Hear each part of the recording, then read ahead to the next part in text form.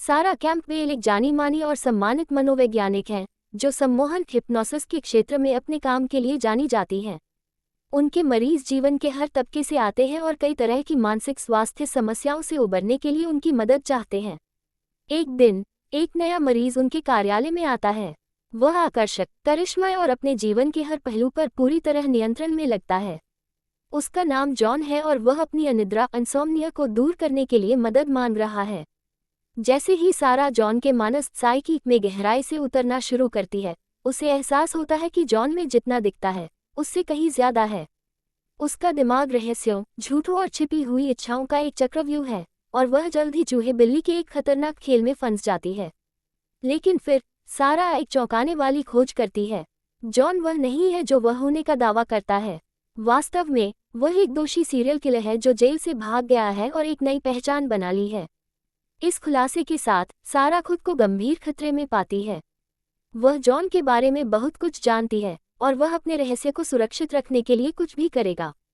सारा को जल्द ही एहसास होता है कि जॉन के इरादे वैसे नहीं हैं जैसे वे दिखते हैं। वह अपनी अनिद्रा के लिए उसकी मदद नहीं मांग रहा है, बल्कि उसे देश से भागने में मदद करने के लिए हेरफेर कर रहा है।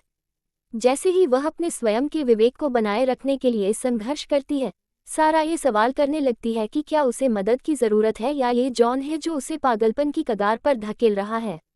लेकिन सारा जॉन को न्याय के कटघरे में लाने के लिए दृढ़ संकल्पित है, चाहे इसकी कोई भी कीमत क्यों न हो। कुछ भरोसेमंद सहयोगियों की मदद से वह उस पर पासा पलटने और उसे न्याय दिलाने की योजना बनाती है।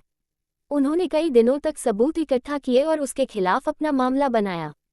उन्होंने अधिकारियों से संपर्क किया और अपने निष्कर्ष प्रस्तुत किए, लेकिन वे जानते थे कि जॉन के पास शक्तिशाली संबंध थे जो संभावित रूप से उसे कानून से बचा सकते थे। ये सुनिश्चित करने के लिए दृढ़ संकल्पित कि उसे उसके कार्यों के परिणामों का सामना करना पड़े, सारा और उसके सहयोगियों ने उसे रंगे हाथों पकड़ने की योजना बनाई। उन्होंने संभावित पीड़ितों के रूप में पेश होकर उसके साथ एक नकली बैठक स्थापित की और घटनास्थल पर अधिकारियों के मौजूद रहने की व्यवस्था की।